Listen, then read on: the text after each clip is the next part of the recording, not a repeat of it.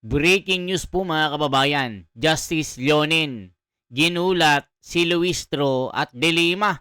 Terry Ridon nanginginig. Grabe ang nginig nila dahil binuking ni Justice Leonin ang anomalya 450 billion ang program funds. Walang limitasyon. Grabe ang kongreso dito. Kaya nanginginig sila De Lima. Nag-iimbestiga ngayon ang Korte Suprema sa anomalya ng flood control. Grabe kasi mga kababayan ko. Ito na pong pasabog. Panoorin po natin.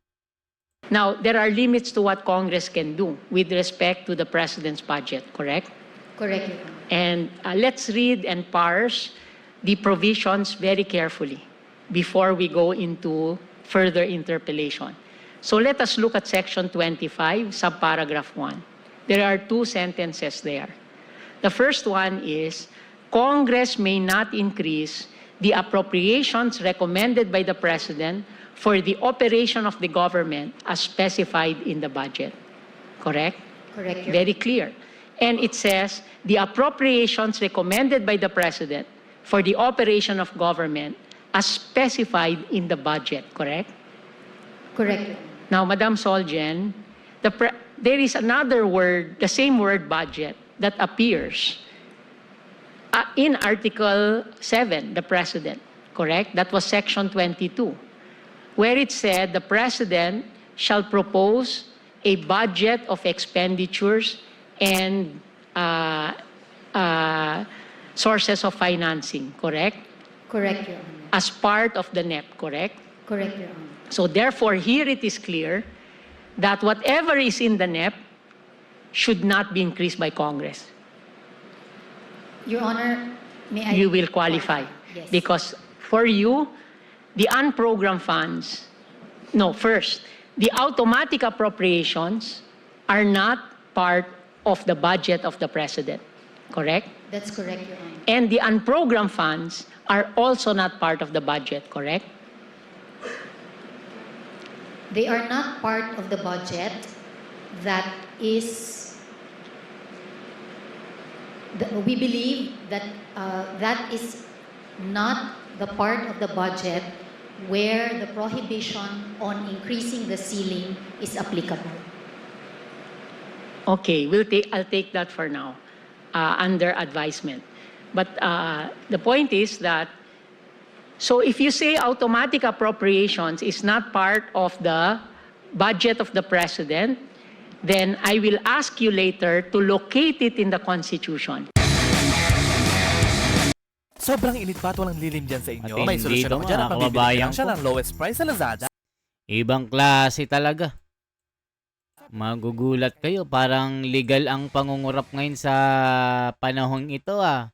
Parang okay lang ngayon na nakawin ng pera ng bayan. Grabe talaga ito. May I ask the Solicitor General to take the podium?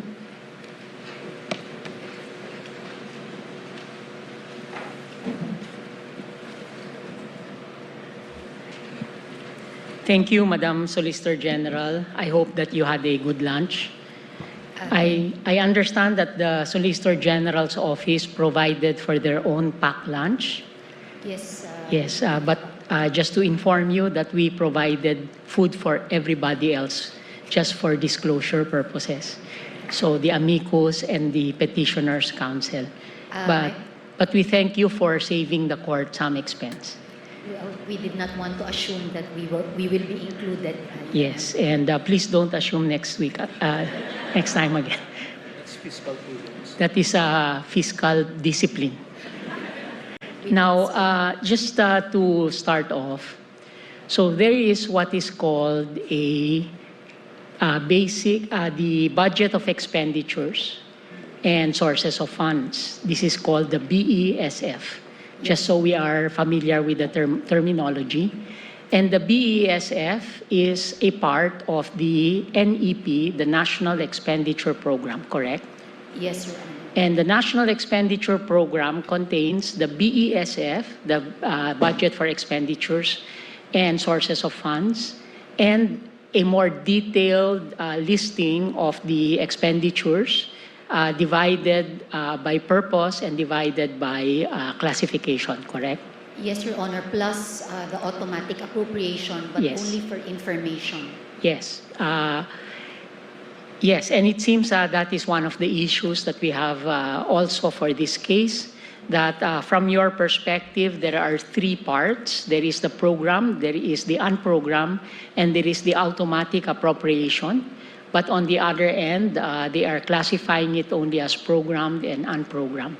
But that nonetheless, just so we are familiar with the figures. And then there is what is called a total expenditures for the program, a TEP, correct?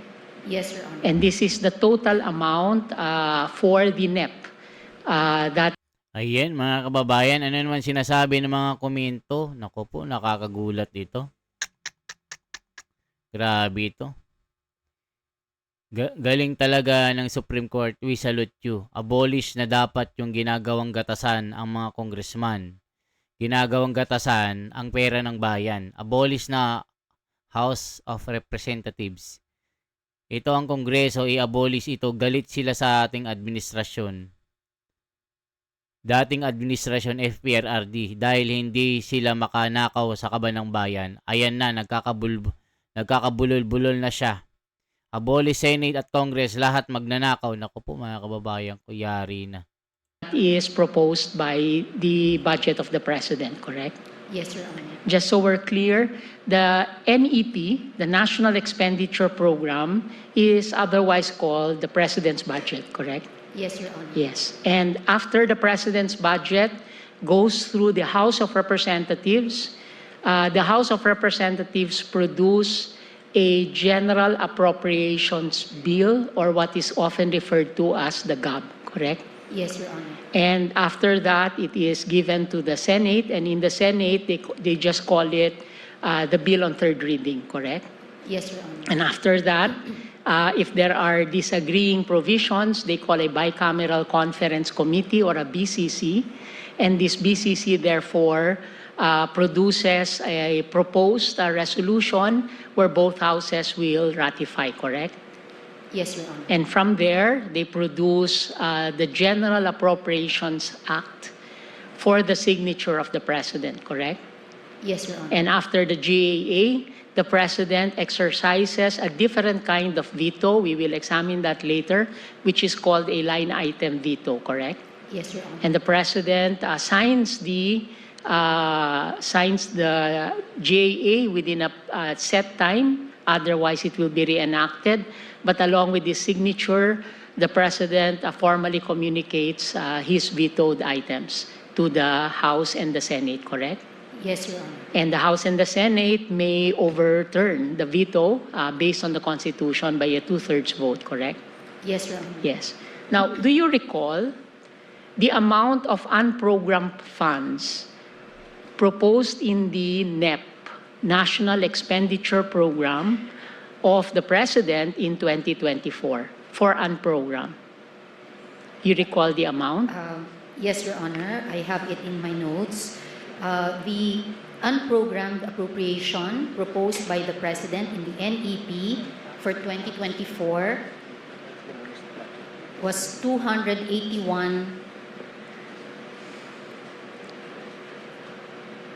Is this 281 281 billion. billion 908 million 056, correct? Correct, Your Honor. Yes. How much was the approved? Grabe mga kababayan, ano ginawa ng Kongreso, ano? Ginawang kwartahan at pagkakakitaan ang taong bayan. Isipin nyo, 450 billion unprogrammed funds. Ibinulsa lang nila, mga kababayan ko. Saan ka pa? Only in the Philippines. Nagtaasan ang mga presyo ng mga bilihin, pero ang inaatupag, itong si Sara Duterte. Impeach doon, impeach dito. Paano nila siraan? Nagkahetot-hetot na ang bansang Pilipinas. Sa Amerika, mga kababayan, ang gasolina, $4. Ibig sabihin, magkano ang $4 po mga kababayan? Kasi per liter $4. Magkano?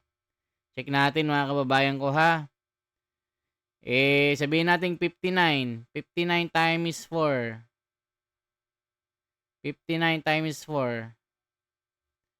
Ayan, ang 236.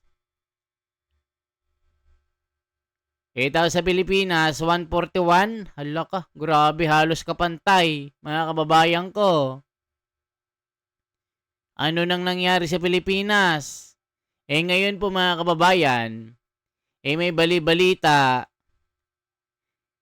Tinatanong kung nasaan si BBM ngayon. Hindi makita. So maraming speculation na si BBM, ayun, sinasabi nila nung mga naglalabasan na speculation, si BBM ay nasa masamang kalagayan. Sino ang nagpapatakbo ng Pilipinas sa gobyernong ito ngayon na wala si BBM? Maraming katanungan dito mga kababayan kasi hindi nila mahagilap si BBM ngayon.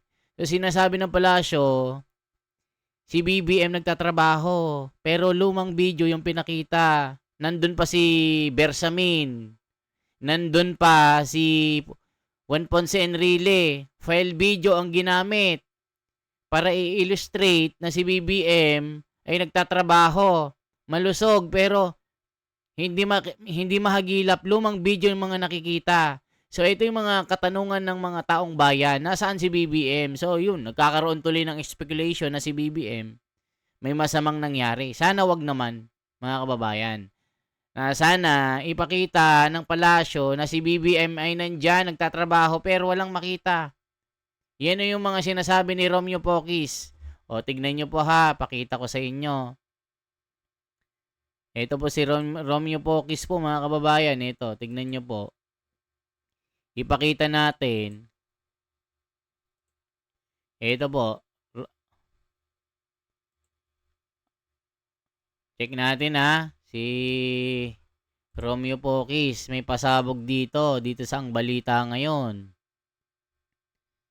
O ayan po, kita nyo nasaan ang Pangulo? Grabeng mga tanong. Kung hindi siya lumalabas, ibig sabihin maaaring malubha na ang sakit niya. Tanong, sino ang namamahala sa krisis ng bansa? Ayon kay retired Major General Romeo B.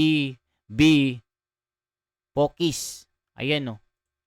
Nasaan ang Pangulo? Ito ang tanong ni retired Major General Romeo Poquis kaugnay sa umano'y kakulungan ng pampublikong pagharap ni Pangulong Ferdinand Bongbong Marcos Jr. sa gitna ng mga usapin sa bansa. Sa kanyang viral post, direkta niyang inilahad ang kanyang pangamba.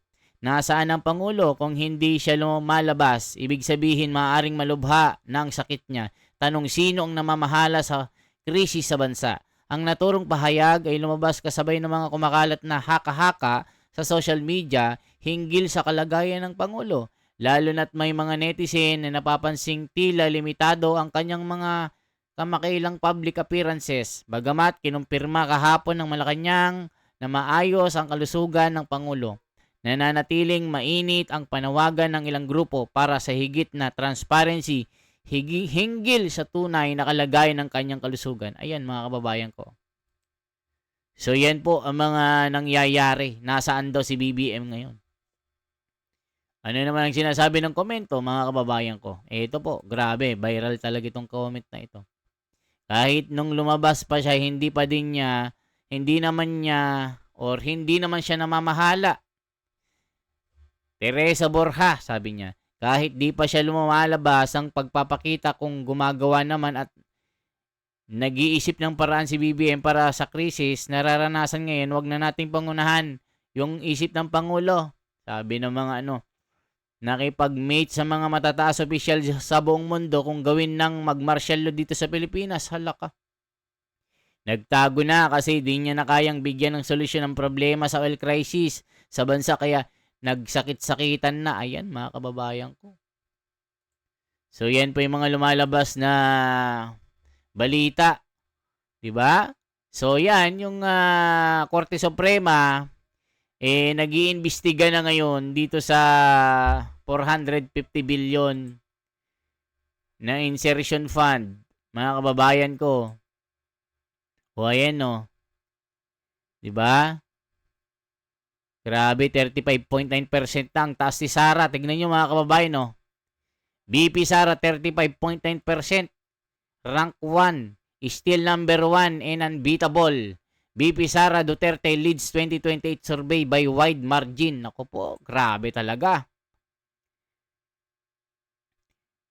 Ito, sabi naman dito, maraming pangako na napako, Erice Islam's Boying Remulla. I doubt over plunder case versus Remulla Escudero. Ayan o. Kasi nga, nangako ito eh. Sinupalpal ni Erice ngayon si Boying. Puro pangako ito si Boying. Wala naman nangyayari. Ayan. Diba? Sabi naman dito, breaking news, Pangilinan, hinihikayat ang publiko, kumbinsihin si Mayor Leni Robredo na tumakbong Pangulo sa 2028. Nako po, mga kababayan. Mananalo ba ito kay Sara? O ito naman, si Tito Soto, sala sa lamig, sala sa init, pulong, binalagbag si Soto, position sa China, pabago-bago, alaka. Ito po, sala sa lamig, sala sa init, pulong, binalagbag si Soto, posisyon sa China, pabago-bago.